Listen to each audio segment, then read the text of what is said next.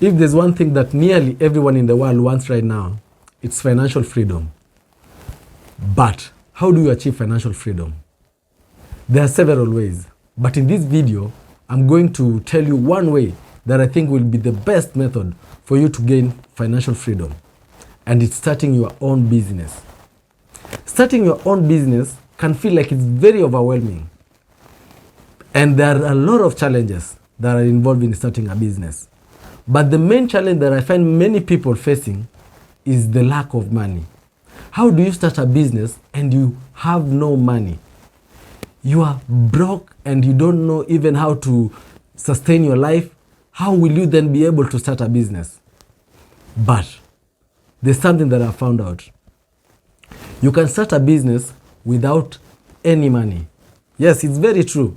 I know many people are doubting, how can you start a business without money? But in this video, I'm going to give you tips on how you can start a very successful business without having a shilling or a dollar. Okay, the first strategy that you can use to start a business with no money is by tapping into businesses that already have a customer base. Now, how do you do this? I don't mean that you copy them. How will you copy them and you don't have their resources? This is what you do. You find a way to join them even if it's for free. For instance, you can request for an internship, a free internship, whereby you'll go and work for them for free. I know many people don't like the idea of working for free, but I'm telling you that is the secret into building a successful business. Remember, you are starting a business. You don't even have the knowledge of how to run the business. Remember, you don't even know the challenges that are being faced in that business. Leave alone the book challenges that we are taught here and there or the ones that you read on the internet. When you're starting a business, you are clueless about that business. Even if you've seen how it's being run, there are things that run in the background that you don't know. So the best strategy for you to know how that business operates is by joining a company that already has a customer base.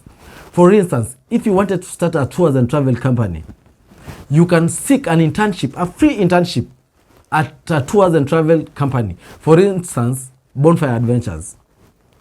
Go to them, ask for internship, ask to work for free. If you get that chance, I'm telling you, you'll be a step ahead.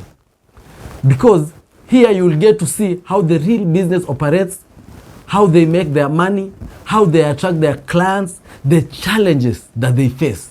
And once you have learned that, then we'll go to the next strategy that you can use in order to start your own business. Okay? If you want to start a nail salon and you already have the skills, you don't need to look for money to start setting up your own shop. It will be draining, I'm telling you. What you need to do is offer your services for free, even for a month. Go to a nail salon that has customers, the one that is really shining and it has a lot of customers. Work there for free for a month. I'm telling you, it is there where you'll get customers. You know, a successful business is all about customers. And if you wanted to start your own business and you have the money, but you don't have the customers, I'm telling you that that business will fail even in the second month. So, what about someone who went and worked for a business that is already thriving for a month? From there, he or she got around 10 or 20 clients. Now, when they come and set up their own businesses, they already have the customer base. And that's what you need. Okay, let's go to the second strategy that you can use to start your own business even if you don't have any shilling. Now, the second strategy that you can use to start a business with no money is what I call building a relationship tracker. So, what's a relationship tracker? It's not a complex thing. It's just something that I've come up with, but I know it works. You have your notebook. It can be a traditional notebook or even the notes in your phone or even a Google Sheet. So when you go out, maybe networking or even you're just walking or maybe you are grabbing a beer, in your notebook, this is what we will do. Record everything about the people that you meet. the ones that have potential or are in line with the kind of business that you want to start. Here is a sample relationship tracker. As you can see, it has 6 columns. Okay, on the first column is the name of the person that you met. On the second one, you write the role of that person or the job that they do. And it's also very important to record where you met and how you connected. On the fourth column, we have the key topics discussed, which you can write in short forms. And the most important column is the fifth column, where you write the pain points. These are the things that you think this person might need your help. This is the column that will give you hints on how you can enter into a business. On the final column, we have the notes and next steps. Here you will write the solutions that you can give these people. For instance, on the first column, we have Agatha. Agatha is a destination wedding planner, and you met with her at a local networking branch. So, the key topics that we discussed were destination weddings and vendor partnerships. On to the pain points, Agatha told you that it's very hard for her to find reliable local guides for clients. And this is a job that you want to start. So, on the notes, you'll write that when you are ready, you will email her a sample of itinerary options. The second example is James Olu. You met and realized that James Olu is a travel blogger and also an influencer. Where did you meet James Olu? It was on Instagram. So you DM'd him and then you talked. What did you talk about? You talked about audience engagement, unique travel experiences, and out of the talk that you had, the discussion that you had, you realized that James has a problem. And what's the problem? Followers ask him for trip planning, but he's too busy. So what do? On your notes, you write that you will explore a collaboration on travel packages with James Olu. You see how important a relationship tracker is? Okay, let's go to the third example and the final one before we continue with the video. You have Priya Shah, an Indian who is a remote worker and he has a background in technology. That's his job title, okay? So where did you meet? You introduced via LinkedIn. And what did you discuss? Digital nomad lifestyles and solo travel safety. So what were the challenges that Priya was facing? She wanted curated solo trips with strong Wi-Fi. So in your notes, you'll write, this is now what you'll do. You'll build a sample solo trip offer for her. So that's how our relationship tracker works. And remember, you have to use a relationship tracker because we cannot rely on our minds. There are many times that we forget things. So building such a relationship tracker will help you a great deal. And now back to our video. Now on to the third strategy. And this is what many people miss. Start with services, not products. You see, products need money or the capital to buy before you sell them. But a service, for instance, you are a salonist. Work for someone. Just offer the services first. You'll use their products and everything that they have. What you'll just be offering is services. If you start looking for products, that's when you'll start saying that I cannot start a business this year because I don't have money. But you have the skills. If it's writing, write for someone. You don't have to start writing for yourself first. Write for someone. Even me, when I was getting into blogging, I worked for a lot of people. I worked for Gafla, Mpasho, Tuko. And years later is when I even had the thought of starting my own business.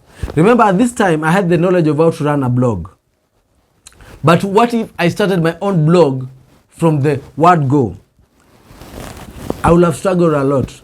But by working for Gafla and Mpasho, I got a lot of insight on how blogs are run, the kind of stories that you should write, and the general things like the SEO how to acquire backlinks. You see? So start working for someone. Offer your services through the skills that you have. This is something that a lot of people miss. You just think that you want to start a business so you need money. No. You don't need money. It's 2025.